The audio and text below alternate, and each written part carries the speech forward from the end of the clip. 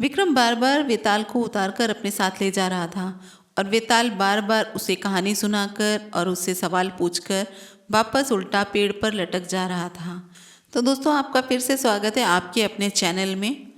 तो चलिए शुरू करते हैं विक्रम वेताल की कहानी। कई बार वेताल को अपने साथ ले जाने की असफल कोशिश के बावजूद भी राजा विक्रमादित्य ने हार नहीं मानी थी।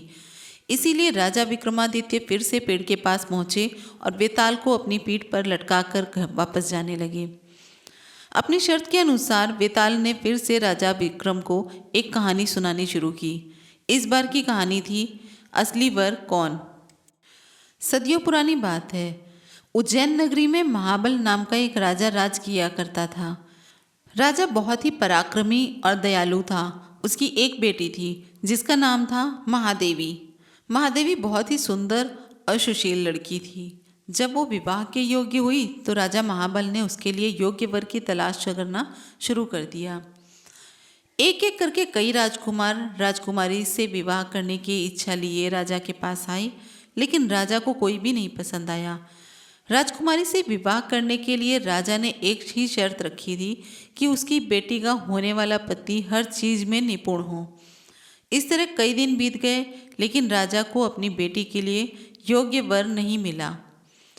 एक दिन की बात है, जब राजा अपने दरबार में बैठे थे तभी वहाँ एक राजकुमार आया और उसने कहा, मैं राजकुमारी महादेवी से विवाह करना चाहता हूँ। यह सुनकर राजा ने कहा, हे राजकुमार, मैं अपनी बेटी का विवाह उस व्यक्ति से करूँगा जिसमें सभी गुण हों। इस पर राजकुमार ने जवाब दिया, मेरे पास ऐसा रथ है जिसमें बैठकर क्षण भर में कहीं भी पहुंच सकते हैं। यह सुनकर राजा ने कहा, ठीक है, तुम कुछ दिन तक रुको, मैं राजकुमारी से पूछकर तुम्हें जवाब दूंगा। कुछ दिनों बाद एक और राजकुमार वहां पहुंचा। उसने राजा को कहा, मैं त्रिकालदर्शी हूँ और भूत, भविष्य और वर्तमान तीनों देख सकता हूँ। मैं चाहता हूँ कि राजकुमारी का विवाह मुझसे हो। राजा ने उसे भी इंतजार करने को कहा। कुछ दिनों के बाद राजा महाबल के पास एक और राजकुमार उनकी बेटी का हाथ मांगने आया। राजा ने उससे पूछा कि तुम में ऐसा कौन सा गुण है जो मैं अपनी पुत्री का विवाह तुम्हारे साथ करूं। राजकुमार ने कहा, राजन, मैं धनुर्विद्या में निपुण हूँ। मेरे जैसा धनुर्धारी दूर दूर तक कोई भी नहीं है। राजा ने उससे कहा, बहुत खूब राजकुमार, आप कुछ दिन तक प्रतीक्षा करें, मैं अपनी बेटी से बात करके फिर आपको जवाब दूंगा। अब राजा असमंजस में पड़ गया कि तीनों ही राजकुमार गुणवान हैं, तो अब सवाल ये उठता है कि राजकुमारी का विवाह किसके साथ होना चाहिए। वहीं दूसरी ओर एक भयानक राक्षस राजकुमारी महादेवी पर नजर लगाए बैठा था और एक दिन मौका मिलते ही वो राजकुमारी को उठाकर ले जाता है। ये खबर जैसे ही महल में फैली तो राजा, रानी और तीनों राजकुमार एक जगह इकट्ठा हो गए। त्रिकालदर्शी राजकुमार ने बताया, राक्षस राजकुमारी को विंध्याचल पर्वत पर ले गया है। इस पर पहले राजकुमार ने कहा, मैं अपना रथ लाता हूँ और हम सब उसमें बैठकर विंध्याचल चल सकते हैं। तीसरे राजकुमार ने अपना तीर कमान निकाला और कहा, मैं उस राक्षस को मार गिराऊंगा।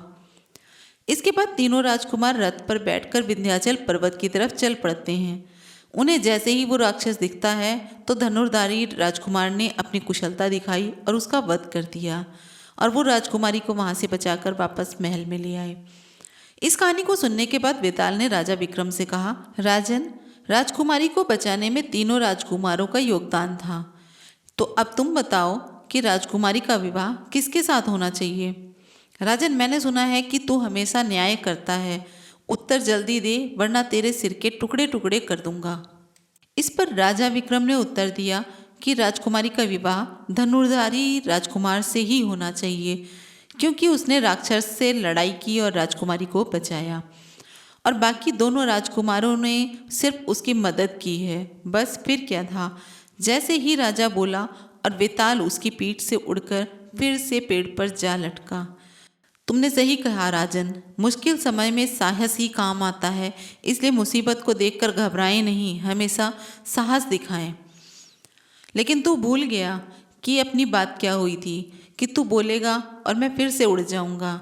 बस इतना बोलते ही वेताल उसकी पीठ से उड़कर और पेड़ पर जा लटकता है।